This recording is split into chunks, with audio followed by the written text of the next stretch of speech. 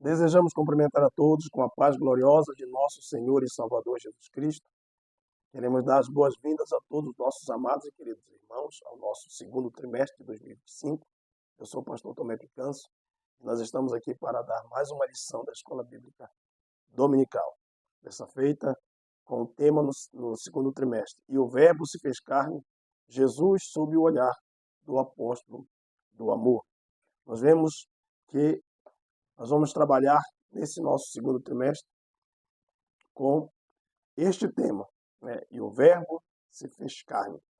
Nossa primeira lição, o Verbo que se tornou em carne.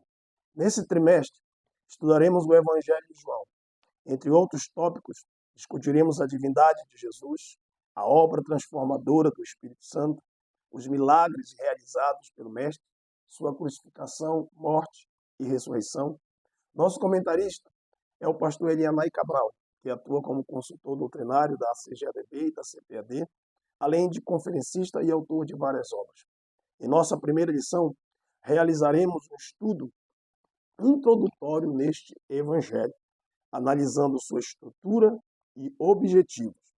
No seu Evangelho, João desenvolve uma autêntica cristologia, pois retrata Jesus com uma visão da dupla natureza do Senhor Jesus, a divina e a humana, o Verbo que se tornou em carne. Ele está dividido em 3 subtópicos. O primeiro tópico fala o Evangelho de João. O nosso segundo subtópico fala Jesus, o Verbo de Deus.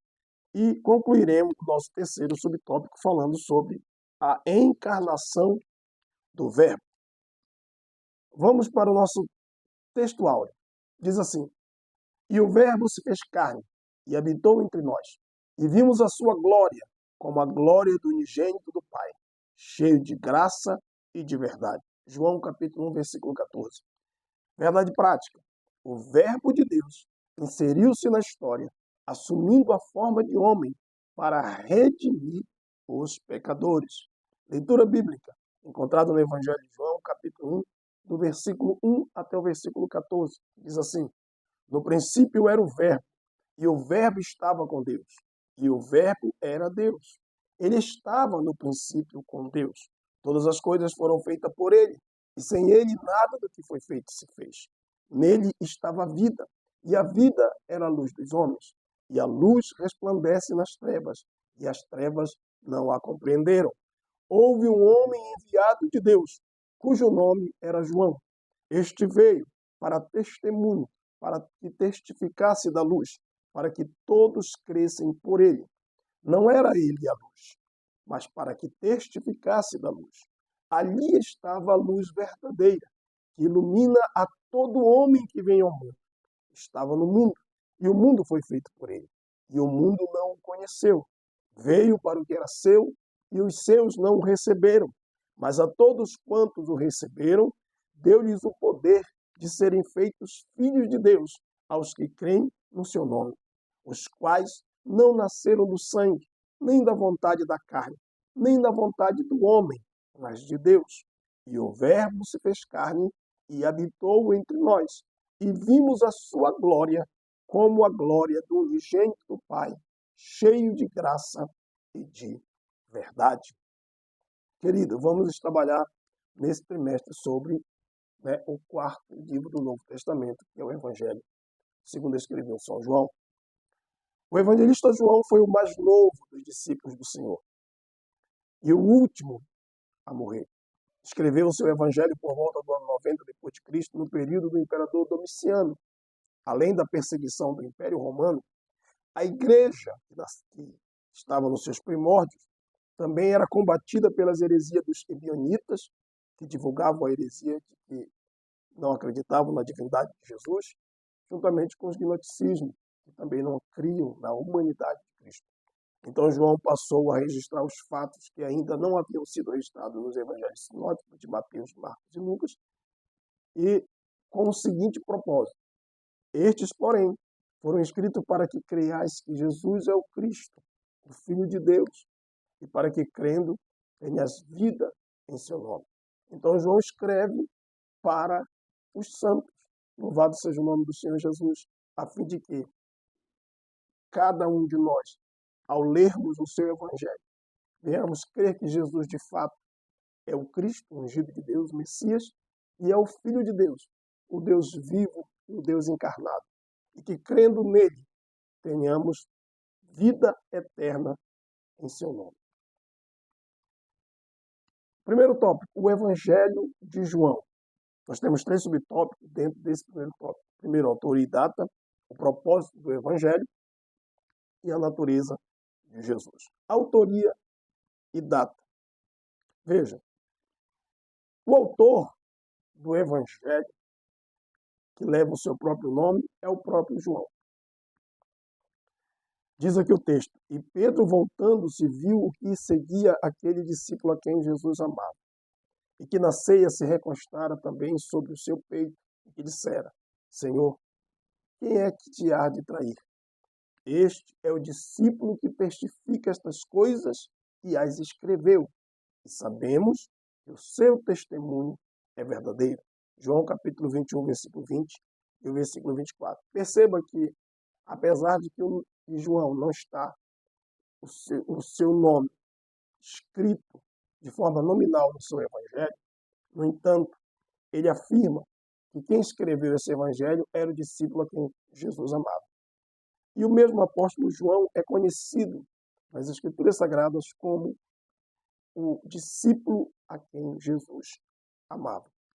O autor do evangelho é o próprio João, e isto é amplamente aceito, né? Não somente porque demonstra nas Escrituras como discípulo amado, mas também pelos pais da igreja. Nós temos o Policarpo, que foi discípulo de João, diretamente de João, e ele confirma, diz Policarpo, ele é o elo entre os apóstolos e os pais da igreja. E ele confirma que o evangelho, né, é de autoria do seu mestre João. Louvado seja o Senhor Jesus. João era o discípulo amado, era muito conhecido como discípulo amado, e também era filho de Zebedeu, era irmão de Tiago, e era um dos pescadores, na qual Jesus, ao passar ali pela região da Galileia, o convocou para ser pescadores de homens em Mateus 4,19. Ele estava entre os discípulos mais próximos de Jesus e foi testemunho ocular de alguns fatos muito relevantes nos evangelhos, como a ressurreição da filha de Jairo, o monte da transfiguração, e esteve até as últimas palavras de Jesus ao pé da cruz, do Gólgota, da crucificação. Então, nós vemos aqui que ele foi o que escreveu. O Espírito de Deus o inspirou, né? E nós vemos que João, ele é o mais novo dos discípulos do Senhor. E por volta dos anos 80 a 90, que foi aproximadamente essa data em que acredita-se que o Evangelho tinha sido escrito, provavelmente na cidade de Éfeso, onde o mesmo João passou seus últimos anos, nós podemos observar que João, por volta desse tempo, ele já é um homem mais maduro, né? Maduro na fé, com a sua intimidade, ele conseguiu extrair do coração de Jesus muitas profundas verdades espirituais e teológicas. E por essa razão, o Evangelho de João é um evangelho teologicamente muito rico e muito profundo, aleluia, na sua escritura, naquilo que ele se propõe a narrar a respeito de nosso Senhor e Salvador, Jesus Cristo. Vemos o Evangelho de João, o propósito na qual o apóstolo João ele vai narrar os fatos. Nós já vimos isso na introdução. Eu repito novamente, o propósito do Evangelho de João é claramente declarado em João 20:31. Estes, porém, foram escritos para que creiais que Jesus é o Cristo, o Filho de Deus, e para que, crendo, tenhais vida em seu nome. Então, o propósito de João era exatamente esse, escrever a fim de que os seus leitores pudessem alcançar, né, se apropriar da fé no nome de Jesus e, através da fé no seu nome, tivesse a vida eterna. Então, João, ele escreveu o seu livro com a intenção de apresentar Jesus como o Cristo, né? Cristo no grego e Messias no hebraico é o mesmo ungido. Então, ele escreveu com esse propósito de apresentar o Senhor Jesus como Filho de Deus, como Deus encarnado, para que os seus leitores pudessem acreditar e, através dessa fé, eles pudessem encontrar a vida eterna. João oferece uma narrativa que combina eventos selecionados com longos discursos de Jesus, destacando a sua divindade e relacionamento com o Pai, que difere dos evangelhos sinóticos. Então, nós vemos aqui que o Evangelho de João nos ajuda a compreender a divindade e a humanidade de Jesus também. A vida eterna, o amor ao próximo, fala a respeito do Espírito Santo, que é o Consolador, e também fala da regeneração e da necessidade de nascer de novo. Então, nós vemos aqui que João ele vai se propor a detalhar essas coisas no Evangelho e, portanto, revela essas características peculiares, né, do seu ponto de vista, que é diferente do ponto de vista dos Evangelhos de Mateus, Marcos e Lucas. O Evangelho inicia com um prólogo poderoso que estabelece a identidade de Jesus como o Verbo eterno que se fez carne. Este trecho é fundamental, pois apresenta Jesus como a luz e a vida, que veio ao mundo para revelar Deus ao ser humano. Então, quando nós falamos de prólogo, estamos falando da apresentação que o evangelista faz, o seu olhar, como ele apresenta o Senhor Jesus aos seus leitores, que vai desde o versículo de número 1, do capítulo 1 do seu evangelho, até o versículo 14, até o versículo 18, é onde ele vai trabalhar essa questão, essa apresentação, e ele já começa mostrando o Senhor Jesus como o Deus encarnado, como o Verbo encarnado. Então, esse texto do prólogo, do versículo 1 ao 14, ele é um dos textos mais teologicamente ricos do Novo Testamento, devido exatamente à sua profundidade espiritual. Ele começa declarando Jesus como Verbo, como eterno, coexistente com Deus e sendo Deus. João também apresenta Jesus como a luz que brilha nas trevas, mas as trevas não conseguem compreender ou superar. Por fim, o prólogo culmina com a encarnação, quando ele diz: e o Verbo se fez carne e habitou entre nós. Esta é uma das declarações mais profundas e misteriosas da fé cristã. O Deus eterno, Criador do universo, entrou na história humana, tornando-se um de nós para nos redimir, como está escrito. Mas vindo a plenitude dos tempos, Deus enviou seu Filho, nascido de mulher, nascido sob a lei, para remir os que estavam debaixo da lei, a fim de receberem a adoção de filhos. Gálatas capítulo 4, versículo 4 e o versículo de número 5. Então, João vai apresentar, né, o nosso Jesus com essas características peculiares do seu olhar a respeito da pessoa bendita e gloriosa de nosso Senhor e Salvador, Jesus Cristo. A natureza de Jesus. O evangelista João deixa claro a dupla natureza de Cristo, ou seja, a divina e a humana. A divina, quando ele diz: e no princípio era o Verbo, e o Verbo estava com Deus, e o Verbo era Deus. Aqui ele apresenta a deidade do Senhor Jesus Cristo. Louvado seja o nome do Senhor. E ele vai trabalhar ao longo de todo o seu evangelho esta deidade. Principalmente quando ele vai falar, né, que Jesus se apresenta como o Eu Sou. Eu sou a ressurreição e a vida. Eu sou a porta. Eu sou o caminho, a verdade e a vida. Eu sou a luz do mundo.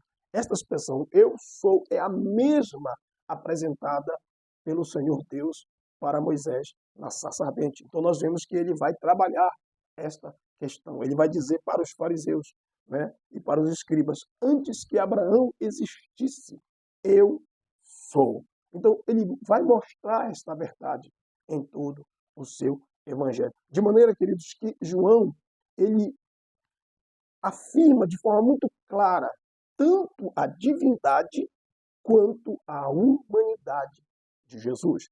Vemos que a natureza humana, ele diz, mas agora procurais matar-me, a mim, homem que vos tenho dito a verdade, que de Deus tenho ouvido. Abraão não fez isso. Aqui João destaca a humanidade de Jesus, né, usando as palavras do próprio mestre, quando ele se refere a si mesmo, dizendo, a mim, homem que vos tenho dito a verdade. Homem, louvado seja o nome do Senhor. E aqui nós vemos aqui as naturezas, tanto divina como a humana, sendo afirmadas pelo apóstolo João. Segundo tópico, Jesus, o Verbo de Deus. Nós temos 3 subtópicos. Primeiro, a revelação que ultrapassa o passado. Segundo, a natureza fundamental do Verbo. Terceiro, no princípio era o Verbo. Primeiro, a revelação que ultrapassa o passado. Veja, antes que se criasse a matéria, antes de todas as coisas visíveis e invisíveis, antes da criação da terra e os céus, ele já era o Verbo. Como está escrito, no princípio era o Verbo, e o Verbo estava com Deus, e o Verbo era Deus. Diz a Bíblia em Colossenses capítulo 1, versículo 17, e ele é antes de todas as coisas, e todas as coisas subsistem por ele. Então veja que João vai usar esta expressão que está lá em Gênesis capítulo 1, versículo 1. No princípio. Ele é antes de todas as coisas. Antes dos céus, da terra e tudo que existe. Só existe porque existe nele, subsiste nele. E sem ele, nada do que foi feito se fez. Desde os primeiros versículos, João estabelece uma conexão profunda entre ele e Deus. No princípio era o Verbo estava com Deus e o Verbo era Deus. Esta afirmação estabelece Jesus como eterno, coexistente com Deus e sendo Deus. Logos, que é a expressão grega para verbo ou palavra, no contexto greco-romano, era entendido como razão ou princípio divino que ordena o universo. Nesse sentido, verbo não é apenas uma linguagem, mas também a razão ou plano manifestado. Então, João se apropria-se deste termo para comunicar aos seus leitores que Jesus Cristo é a manifestação suprema de Deus, a personificação da palavra criativa e redentora de Deus. Assim, muito além do passado, desde o princípio, o Verbo já existia com Deus. Estava com Deus e é Deus. Por isso, ele já desfrutava da existência infinita, sem início e sem fim. Essas palavras nos desafiam a reconhecer a unidade e a eternidade de Jesus, que existia desde o início com Deus. Veja, querido, que o nosso Deus ultrapassa o tempo, atemporal, ultrapassa o passado, porque ele é desde sempre. Ele é o alfa e o ômega, o princípio e o fim. E diz a Bíblia, aquele que é, que era e que há de vir, o Todo-Poderoso. Então, o nosso Deus subsistiu eternamente. O Verbo não passou a existir, como muitos acreditam, de forma errônea. O Verbo sempre existiu. Sempre. Quem passou a existir foi o homem Jesus. Mas o Verbo sempre existiu eternamente. Bendito é o nome do Senhor Jesus Cristo. Segundo, a natureza fundamental do Verbo. Perceba, no prólogo de João, que é do versículo 1 ao 14, da qual estamos estudando, na apresentação que ele faz sobre o Mestre, é profundamente teológico, como já falamos aqui. Estabelece as fundações da identidade e da missão de Jesus Cristo, apresentando ele como Verbo eterno, como palavra eterna. Nos primeiros 5 versículos, o apóstolo nos leva ao mistério da preexistência e divindade de Jesus, utilizando a expressão no princípio era o verbo. Perceba que tudo que João faz nesse prólogo, no início desse prólogo, do versículo 1 ao versículo de número 5, é apresentar o verbo eterno, a preexistência divina de Jesus. Mostrar que Jesus não é um anjo, não é um mensageiro qualquer. Não, ele é Deus. Ele é Deus. E nós vemos que a natureza fundamental do verbo, a natureza divina dele, sempre existiu, não passou a existir. Ele sempre existiu, nunca deixou de ser Deus, nunca deixou de ser divino. E nós vemos que como Deus, Pai, é eterno, o verbo também é. João 8,58 está escrito: antes que Abraão existisse, eu sou. Aqui nós atestamos a deidade do nosso Salvador, Jesus. Porque essa é uma expressão do Deus eterno, como já falamos no Antigo Testamento, em Êxodo 3, quando ele se apresenta para Moisés da sarça ardente. Deus é criador, o verbo também. O verbo, a palavra viva também é. Todas as coisas foram feitas por ele, e sem ele nada do que foi feito se fez. João capítulo 1, versículo de número 3. Então, perceba que, assim como Deus, o Pai, é criador, o Filho também não é. Nenhuma das coisas foram feitas sem ele. As coisas só passaram a existir porque ele criou todas as coisas. Deus é vida e luz, ele também o é, o verbo também o é. Então, nesse prólogo, do versículo 1 ao versículo 5, né, João dá esse destaque para a deidade, para a divindade do nosso Senhor, né, a sua preexistência diante do nosso Deus. Então, nós vemos aqui que o verbo também é. Diz o texto: nele estava a vida, e a vida era a luz dos homens. Versículo de número 9 do capítulo 1. Ali estava a luz verdadeira que ilumina a todo o homem que vem ao mundo. Então veja que João ele vai tratar nessa apresentação, nesse prólogo, que o nosso Deus subsiste eternamente. Graças a Deus. Terceiro e último tópico. Jesus é o verbo de Deus. No princípio era o verbo. Veja, a palavra verbo, logos em grego, é carregada de significado, denotando não apenas a palavra falada, mas também a razão ou o plano divino manifestado. A melhor definição da palavra logos no grego revela Jesus como a expressão, o revelador e manifestador de Deus. O verbo declarou Deus como Pai e nos declara os mistérios de Deus. A pessoa de Deus e a salvação de Deus.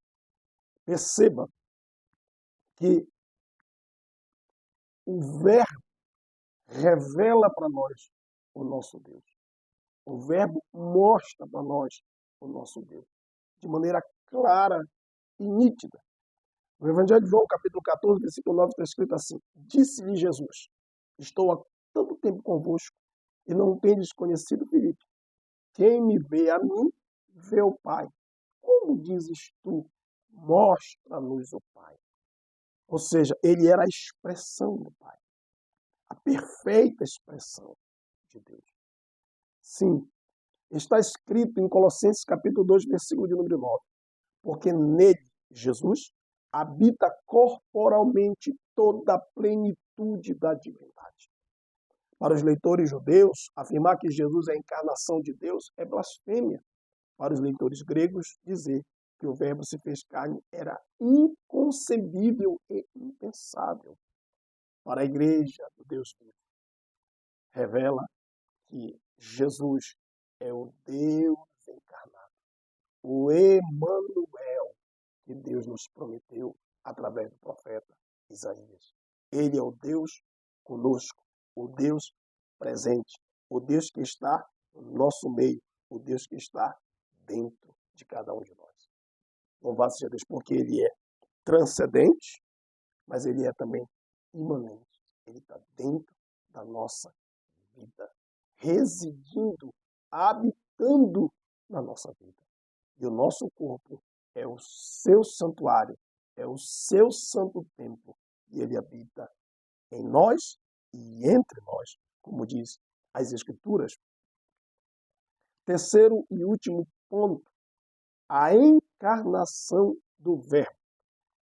Vemos que esse tópico tem 3 subtópicos também. A manifestação do Verbo e a luz do mundo, o privilégio de nos tornarmos filhos de Deus, a manifestação e habitação do Verbo. Primeiro subtópico, a manifestação do Verbo e a luz do mundo. Perceba, como o Criador de todas as coisas e também como luz do mundo. Observe que este Verbo, ele é Criador, pois todas as coisas foram feitas por meio dele. Nada do que existe foi feito sem ele, reforçando a ideia de Jesus não apenas como um mensageiro divino, mas como um agente ativo na criação. Tal afirmação coloca Jesus em um status totalmente divino e eterno, o que era essencial para o entendimento teológico de João e para a defesa da fé cristã contra as interpretações que viam Jesus apenas como uma figura terrena ou um anjo. Veja, está escrito, todas as coisas foram feitas por ele. Sem ele, nada do que foi feito se fez. João capítulo 1, versículo 3. Colossenses capítulo 1, versículo 16, está escrito, porque nele foram criadas todas as coisas que há nos céus e na terra, visíveis e invisíveis, sejam tronos, sejam dominações, sejam principados, sejam potestades. Tudo foi criado por ele. Eu repito, tudo foi criado por ele e para ele. Louvado seja o Senhor Jesus. Além da sua manifestação como verbo criador de todas as coisas, nós também vemos como a luz do mundo.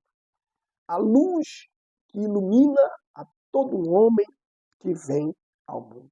Além de criador, o verbo também é luz e é vida. Ele é descrito como vida e luz. Diz o texto, a vida estava nele e essa vida era a luz dos homens. A luz que simboliza pureza, verdade, revelação divina, brilha nas trevas e as trevas não prevaleceram contra ela. Esta imagem da luz resistindo e não sendo absorvida pelas trevas oferece uma poderosa metáfora do ministério terreno de Jesus, enfrentando a oposição e o mal sem ser vencido por eles. Nós vemos que em Mateus capítulo 4, versículo de número 16, está escrito, o povo que estava sentado em trevas viu uma grande luz, e aos que estavam sentados na região sombra da morte, a luz raiou. Vemos em João 11, quando ele fala para Marta e Maria, eu sou a ressurreição e a vida. Quem crê em mim, ainda que esteja morto, viverá. Então nós vemos a vida e a luz. Além de ele se manifestar como verbo, como criador de todas as coisas, ele se manifesta como vida e como luz. Nele estava a vida e a vida era a luz dos homens. Falou-lhes, pois, Jesus outra vez, dizendo, eu sou a luz do mundo. Quem me segue não andará em trevas, mas terá a luz da vida. Esse contraste da luz com as trevas revela o ministério de Jesus, o seu embate contra Satanás e os seus demônios, como também como os falsos mestres da sua época e a falsa religiosidade. Ele teve esse embate em todo o seu ministério. E João faz questão de narrar esses discursos em que ele está debatendo, né, contra o sistema religioso daquela época que se opunha completamente ao Senhor Jesus e a luz, né, divina que ele trouxe, a vida que ele trouxe, a nova criação que ele trouxe. Porque quando a Bíblia fala que no princípio era o Verbo, nós estamos vendo aqui uma nova criação, querido. Uma nova criação, a nova criatura. Paulo chegou a explicar para nós dizendo que Jesus fez dos dois homens um único homem, criado em verdadeira justiça e santidade. Então, o Senhor Jesus veio para revelar o Pai, para manifestar o Pai, para manifestar a salvação do Pai, e veio para recriar todas as coisas. Então, ele recriou o homem que estava perdido, que estava afastado, e o reconciliou com o Pai. E com isso, ele trouxe luz aos homens. Ele iluminou os homens que vêm ao mundo. Segundo, o privilégio de nos tornarmos filhos de Deus. Está escrito em João capítulo 1, no versículo 11, estamos já finalizando o prólogo, a apresentação de João, que diz assim: veio para o que era seu, e os seus não o receberam, mas a todos quantos o receberam, deu-lhes o poder de serem feitos filhos de Deus, aos que creem no seu nome, os quais não nasceram do sangue, nem da vontade da carne, nem da vontade do homem, mas de Deus. Este novo nascimento, meu filho, não é um resultado de uma linhagem natural ou do esforço humano, mas é um ato divino. É um ato divino. Aqueles que são nascidos de Deus entram em uma nova realidade, caracterizada por uma relação restaurada com Deus através de Jesus. Isto é, comunhão através da reconciliação. Jesus veio pregar esta reconciliação e nos resgatar da nossa vã maneira de viver e reatar a nossa comunhão com o nosso Pai eterno. Esta passagem revela o impacto transformador de Jesus na vida daqueles que o aceitam como único Senhor e Salvador. E esse é o maior privilégio que temos, porque ele veio nascido de mulher, nascido sob a lei, para remir os que estavam debaixo da lei. Então, nós recebemos a fim de recebermos a adoção de filho. Olha o que diz Gálatas, capítulo 4, versículo 5. A fim de receber a adoção de filhos. Esse é o maior privilégio que nós temos. Muitos rejeitaram o Senhor. A luz resplandeceu, mas muitos não quiseram a luz. Muitos preferiram as trevas e preferem as trevas. Mas todos quantos que o recebem, o Senhor dá este privilégio, este direito de nos tornarmos filhos de Deus pela adoção em Cristo Jesus. Trata-se de uma geração espiritual por obra do Espírito Santo, posto que estes são os filhos nascidos não de uma descendência natural humana, tampouco pela decisão do homem, mas sim da vontade soberana de Deus. A Bíblia diz em Tito, capítulo de número 3, e o versículo 5, não pelas obras de justiça que houvéssemos feito, mas segundo a sua misericórdia, nos salvou pela lavagem da regeneração e da renovação do Espírito Santo. É o Espírito Santo quem trabalha, criando no velho homem, tirando o velho homem e plantando o novo homem, regenerando, gerando de novo, né? Nascendo de novo. Né? Então nós vemos aqui, né, o que o Senhor Jesus nos dá gratuitamente. E é um grande privilégio poder ser filho de Deus, poder retornar à posição que outrora tivemos em Adão. É um privilégio e o Senhor nos devolve esse direito de sermos chamados filhos de Deus. Bendito e louvado seja o Senhor Jesus para sempre. O último subtópico diz assim: a manifestação e habitação do Verbo. Não obstante, o Senhor, nosso Deus, tem enviado o seu Filho Jesus para nos reconciliar com Ele, para nos dar o grande privilégio de sermos chamados filhos de Deus. Ele ainda se manifesta em nós. Ele é o Emanuel, o Deus conosco, o Deus presente conosco.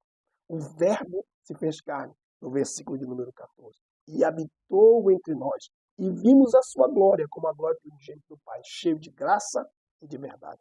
O Verbo se fez carne. É uma declaração poderosa que resume muito bem a encarnação, apresentando Jesus como Deus em forma humana. É aqui que ele entra na história humana, que veio viver no meio da humanidade. Perceba que o Verbo divino, sendo eterno, nunca deixou de ser Deus, nunca deixou de ser eterno. Sendo eterno, tornou-se um ser humano. Ele simplesmente humanizou-se. Deus humanizou-se, sem nunca haver perdido a essência divina. Tem muita gente pensando que ele se tornou simplesmente homem e perdeu, deixou de ser Deus, depois voltou a ser Deus. Não existe. Ele nunca perdeu a essência divina. Louvado seja Deus. Vemos aqui que o Verbo armou a sua tenda entre nós. Deus desceu, se manifestou ao homem. Por isso que ele disse: eu estou tanto tempo convosco que não tenho me conhecido, disse para Filipe. Ele estava se manifestando, a manifestação do Pai, a plenitude divina. O Senhor revela, manifesta a salvação de Deus e nos mostra isso. E ele veio exatamente para armar essa tenda. A Bíblia diz: e habitou entre nós. Essa expressão remete ao tabernáculo do Antigo Testamento, onde a presença de Deus residia no meio do seu povo. Esta imagem ressalta que, através de Jesus, Deus não apenas visitou, mas estabeleceu a sua presença entre nós, oferecendo uma comunhão íntima e pessoal. Então veja que, como o homem não conseguia ir, o nosso Deus desceu. O nosso Deus se fez homem. Não teve por usurpação ser igual a Deus, mas se fez homem. Paulo disse que ele se fez servo e, na semelhança de servo, se fez homem. Se fez carne e habitou entre nós. Armou a sua tenda para habitar conosco. Né? O pregador Estevão chega a pregar e dizer que Deus não habita em templo feito pela mão dos homens. Né? Mas ele, o seu Filho, lhe preparou morada. Seu Filho Jesus lhe preparou morada. O que são essas moradas? O que são essas tendas? O que são esses santuários? Eu e você. Ele armou a sua tenda. Com a sua palavra, ele armou a sua tenda. Com o seu Espírito, ele armou a sua tenda. E hoje nós somos a habitação de Deus no Espírito. Ele está em nós, armando sua tenda. Está entre nós. Então nós vemos que passamos a desfrutar dessa comunhão íntima e pessoal. E o nosso Jesus, que pregou a reconciliação, pois, disse o apóstolo Paulo, esta palavra de reconciliação na nossa boca, para que também nós viéssemos propagar a comunhão íntima com Deus, para que todos os homens pudessem desfrutar dessa plena comunhão. Deus não está distante, como disse o apóstolo Paulo, lá no Areópago. Não. Deus não está distante de nenhum de nós. Deus está presente conosco. E vimos a sua glória, como a glória do unigênito do Pai, cheio de graça e de verdade. João destaca que ele e outros testemunharam a glória de Jesus. João chegou a dizer que eles apalparam a palavra da vida. Uma glória como a do único, que a palavra unigênito quer dizer único, na essência, Filho de Deus, cheio de graça e verdade. A glória vista em Jesus é a mesma glória divina, porém revelada de uma maneira que podemos perceber e experimentar.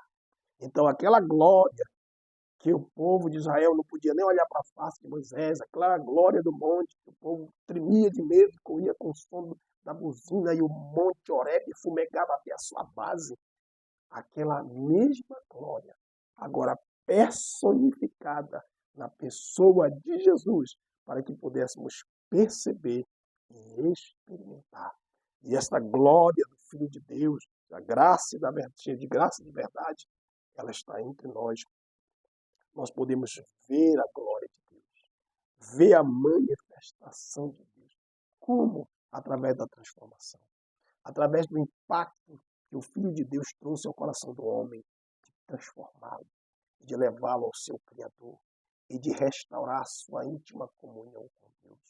Como vemos um homem pecador, miserável, transformado, dando glórias a Deus, louvando o nome do Senhor Jesus Cristo, vemos ali a glória de Deus, a glória de Jesus, perceptível, palpável e experimentada pelo homem. Louvado seja Deus, nós não merecíamos nada disso, mas Ele quis, Ele se ofereceu, Ele se doou, e tudo porque Ele nos amou de uma tal maneira, que deu seu Filho para nos resgatar, para que nenhum de nós viéssemos a perecer. Concluo dizendo o seguinte: o Verbo que estava com Deus no princípio entrou na esfera do tempo e da história da humanidade, tornando-se homem para salvar a humanidade de seus pecados. Isso é João 3,16, em outras palavras. Aqui o Senhor se manifesta na nossa história humana para nos resgatar. E louvado seja o nome do Senhor Jesus pelo este ato de amor e compaixão para com a nossa alma. Porque se não fora o seu amor e as suas muitíssimas misericórdias, nós até hoje estaríamos nas nossas ofensas e nos nossos pecados. E, consequentemente, mortos diante de Deus. Mas o Senhor nos vivificou juntamente com Cristo. E hoje nós podemos glorificar a Deus e ver a sua glória. Que Deus te abençoe nesse trimestre, que o Espírito de Deus continue trabalhando no seu coração e que nós possamos juntos crescer no aprendizado do evangelista João, da sua ótica e do seu olhar sobre a pessoa bendita e gloriosa de nosso Senhor e Salvador Jesus Cristo. Meus amados, até a nossa próxima lição, se assim o Senhor nosso Deus nos permitir.